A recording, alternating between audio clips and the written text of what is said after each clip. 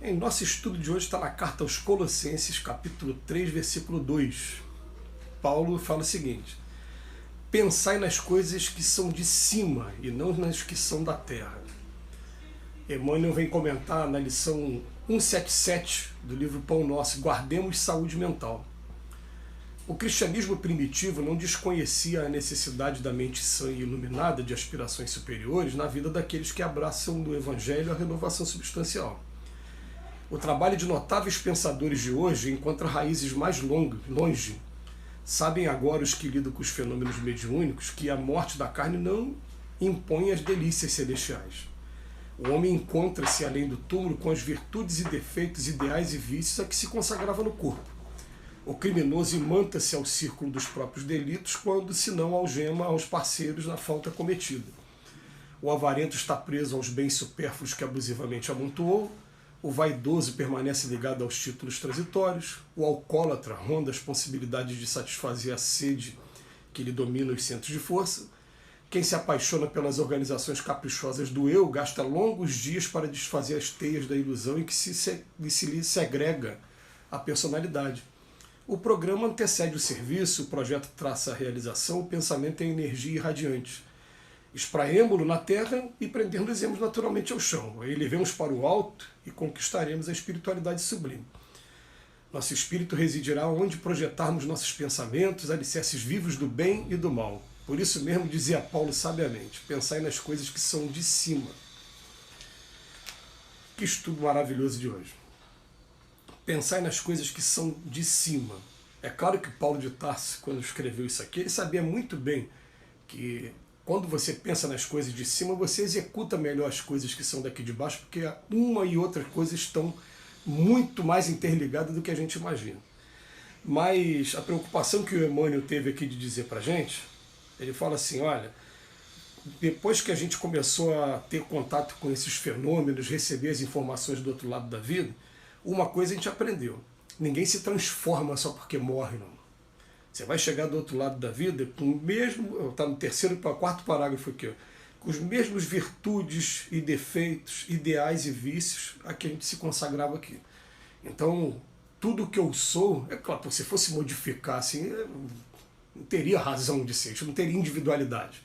A gente vai chegar do outro lado exatamente do jeito que a gente é, com os mesmos defeitos e as mesmas conquistas de virtude também. Os defeitos ainda fechando portas para as moradas mais bem-aventuradas. Então eles falam isso para a gente. Mas a gente, quando começa a estudar, principalmente a doutrina espírita, eles falam para a gente o seguinte: ó, na doutrina espírita é proibido proibir. Você tem liberdade aí para fazer o que você quiser, mas a semeadura eleita, a colheita vai ser obrigatória. Né? Então, ao invés de proibir, nós vamos estar ensinando a vocês, explicando lei de causa e efeito.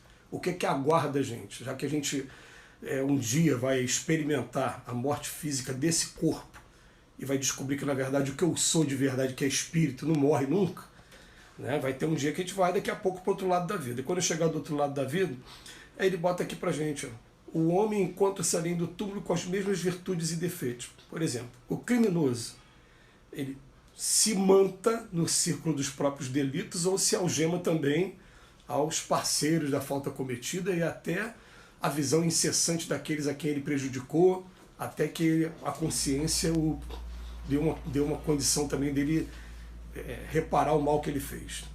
O avarento continua preso aos bens supérfluos aqui da vida. Olha que coisa triste. Eu me lembro do livro Entre a Terra e o Céu.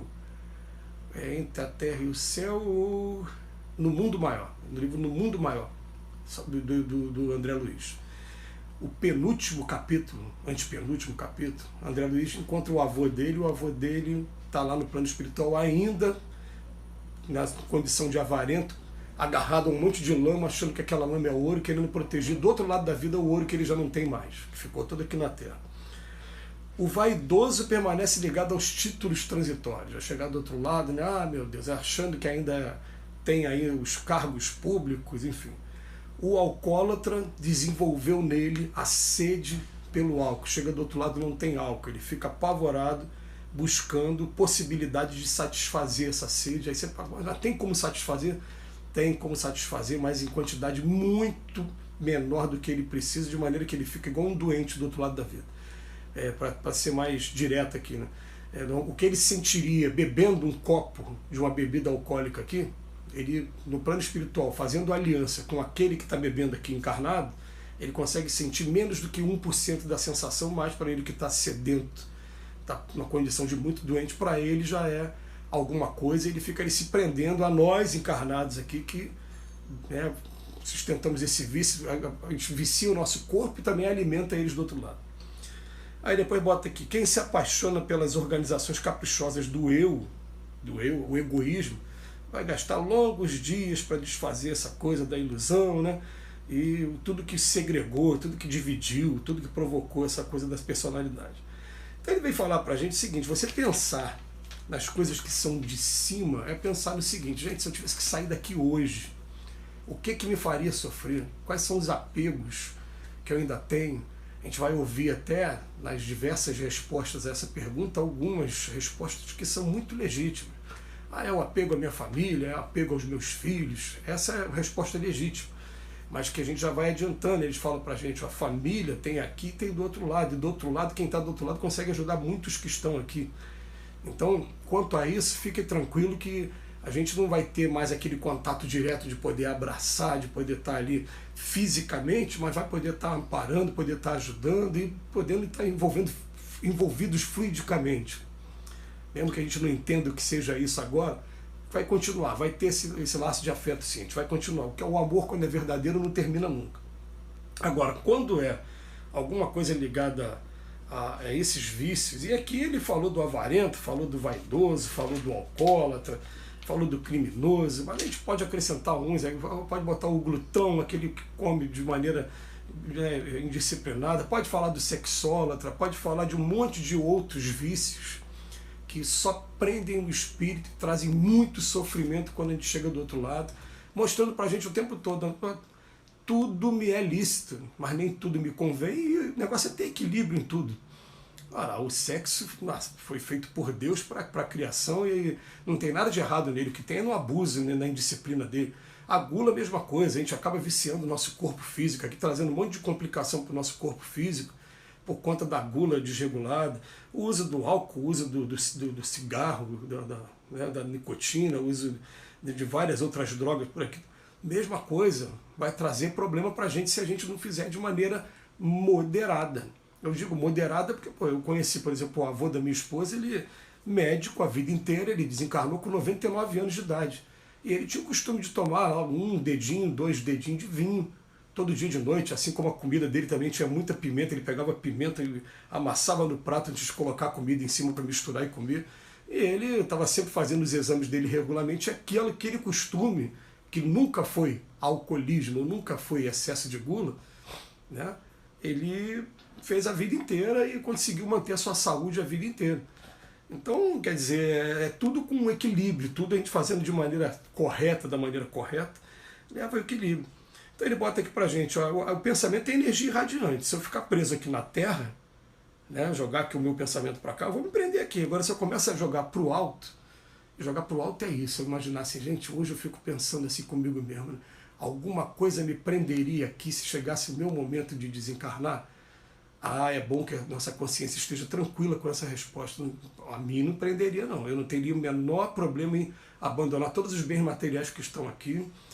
Teria o problema, sim, de abandonar aquelas pessoas que eu amo, mas tendo esse consolo de que não acaba, a gente continua ajudando uns aos outros, continua o amor, tudo bem. Mas será que tem algum vício? Será que quando eu chegar do outro lado, o gosto que eu tenho em comer massa, pizza, vai me trazer alguma complicação? Se trouxe complicação lá, é porque aqui eu estou agindo de maneira desequilibrada. Então, quando Paulo de Tarso fala pra gente, né, pensar nas coisas que são de cima, não é ficar divagando, não, é pensar assim, peraí, o que eu estou fazendo aqui hoje, o que ele está me escravizando aqui?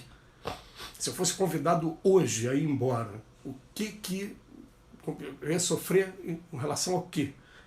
Então, nosso espírito residirá onde projetarmos nossos pensamentos. Eu estou na frente de um piano, meu piano fica aqui na frente, né? O piano com certeza tem lá do outro lado da vida, tem músico pra caramba, então esse piano vai ficar aqui para quem quiser usar e eu vou embora, não tenho apego a ele. Partituras, vai ter partitura em tudo quanto é lugar. Os livros, vai ter livro para tudo quanto é lugar. Então a gente vai aprendendo a desapegar e começar a pensar nas coisas de cima. Que Jesus nos abençoe hoje e sempre.